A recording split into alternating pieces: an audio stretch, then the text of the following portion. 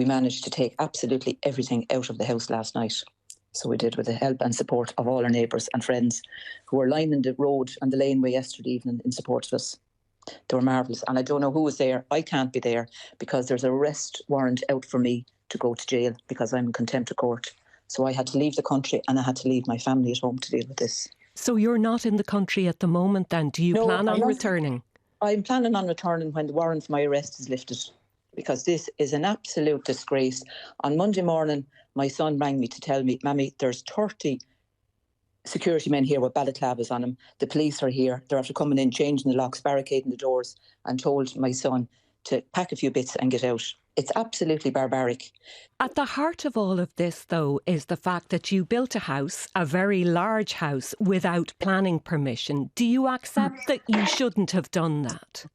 I accepted that 20 years ago. We were frustrated with the whole planning process. We had applied for planning permission around the parish. We were refused everywhere we went, and we bought the site and applied for planning permission for a dormer bungalow.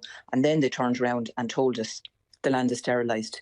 And we've been fighting in the courts for the last 20 years to prove there is no sterilisation agreement. It never existed in the first place. And then they started coming back to us with reasons such as density. Yeah, you clearly still feel very, very strongly about this. But do you have any regrets about how you've handled things over the past 20 years? Everybody has regrets. But we held our hands up 20 years ago, say, yes, what we did was wrong. We applied for retention several times.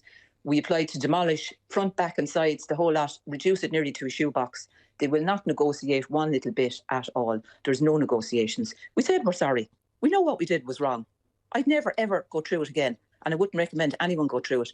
But the bit that gets me is this demolition order is pending at the moment, so it is. Why not give it to charity? Do you accept, though, that planning officials have to follow rules and that everybody else has to follow legal process? Otherwise, there would be a free-for-all.